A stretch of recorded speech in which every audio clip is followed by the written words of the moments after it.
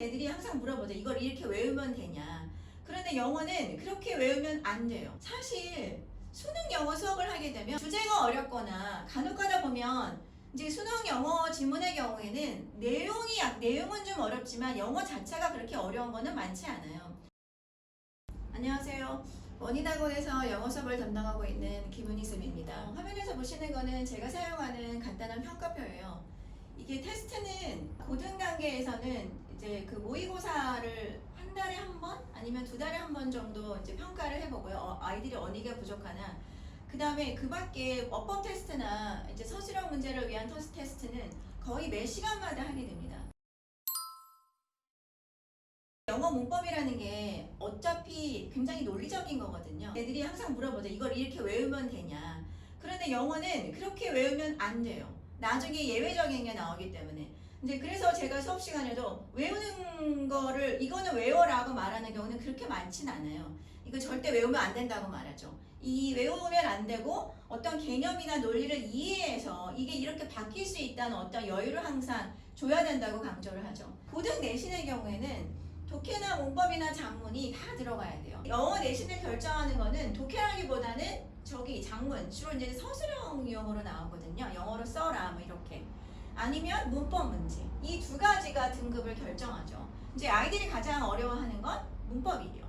왜냐하면 문법 문제가 어디서 어떻게 나올지 모르겠다는 거죠. 이제 근데 그것도 사실 연습을 하면 돼요. 어차피 이 위에서 보시는 것처럼 하나, 둘, 셋, 넷, 다섯, 여섯, 일곱, 여덟, 아홉, 열, 열하나, 열둘, 여섯, 14개밖에 안 돼요.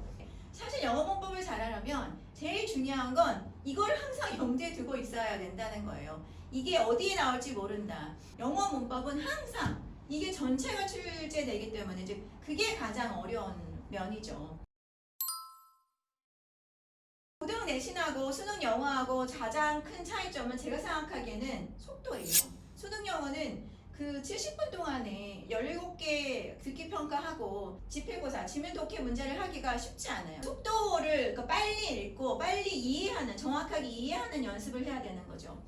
이거를 평가하는 거는 논리력, 얼마나 내가 논리적으로 생각할 수 있나. 이거는 영어 문법을 할 때 정말 필수거든요. 그 다음에 문해력, 내가 얼마나 내가 지금 배운 거를 읽은 내용을 이해할 수 있나. 이게 요약을 할 수 있고 내가 키워드를 뽑을 수 있다는 건 이 지문 독해를 할 때 첫 번째 문장부터 마지막 문장까지 계속 내 어텐션이 들어갔다는 말이거든요.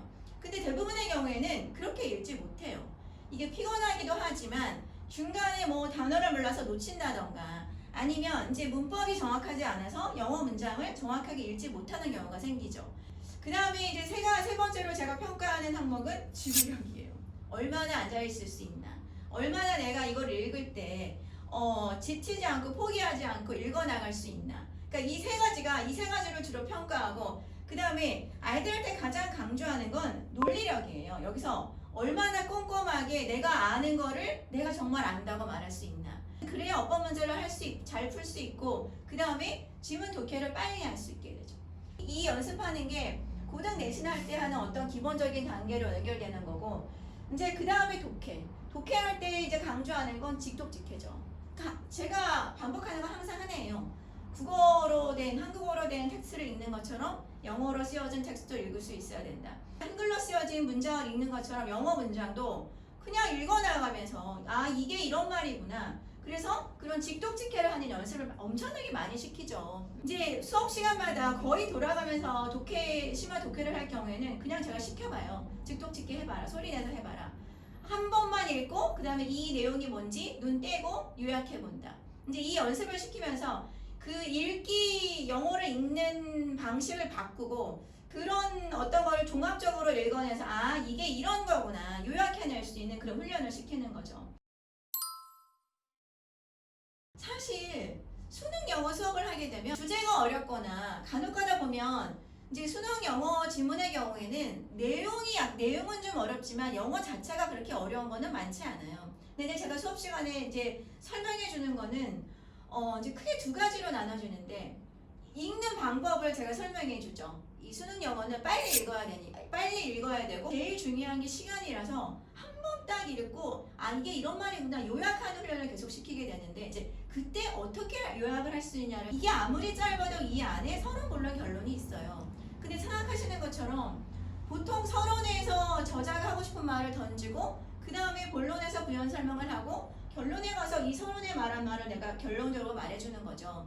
이제 그런 구조를 읽고 이걸 읽게 되면 좀 수월한데 아이들이 이걸 읽을 때 그런 생각을 하지 않죠. 왜냐면 너무나 급급하니까. 사실 이게 지문이 그렇게 짧지 않아서 문장이 많지는 않지만 이거를 다 읽을 필요는 없거든요. 이제 그러니까 이제 이걸 읽어나가면서 어떤 부분에 내가 초점을 맞춰서 읽어야 되나, 그 다음에 어떤 거는 내가 읽지 않아도 되나, 이제 그런 거를 주로 연습을 시키는 수업이 되는 거죠. 영어는 과목이기 전에 언어죠. 이제 그래서 이제 새로운 언어를 배우다 보면 제일 중요한 게 한국어와 영어를 정확하게 비교할 수가 있어야 되거든요.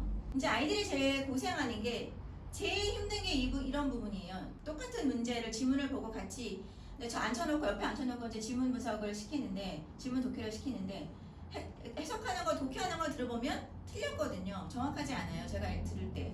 그런지 아이들은 그런데 뭐라고 말하냐면 정확하게 읽었다는 거죠. 이제 그러면 제가 다시 읽어보라고 시키죠. 이제 그걸 한 2번, 3번 정도 하는데 길게. 그러면 아이들이 뭐라고 말하냐면 자기는 자기가 해석한 대로 영어가 쓰여져 있었다고 생각했다는 거죠. 이게 결국에 문제가 뭐냐면 내가 이 영어로 된 글을 읽는데 영어를 읽는 게 아니라 그냥 자기 생각대로 읽게 된다는 거죠. 그래서 가장 중요한 건 얼마나 영어와 한국어의 차이점을 정확하게 이해하고 있나, 그 다음에 내가 읽은 내용을 얼마나 정확하게 이해했나, 얼마나 정확하게 알아들었나, 뭐 이 두 가지죠.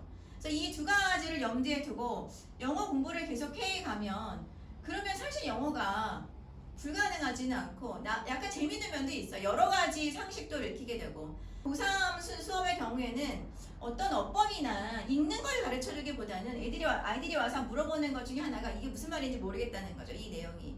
이제 그러면 그거를 이제 풀어서 설명을 해줘야 되죠. 그래서 영어 선생님이라기보다는 그냥 뭐 상식 이런 거를 알려주고 이해시키고. 근데 결국은 그게 문해력 수업이거든요. 그러면 영어가 그렇게 어렵지는 않다고 저는 생각합니다. 공부들 열심히 하셔서 좋은 성과 있으시길 바라겠습니다. 감사합니다.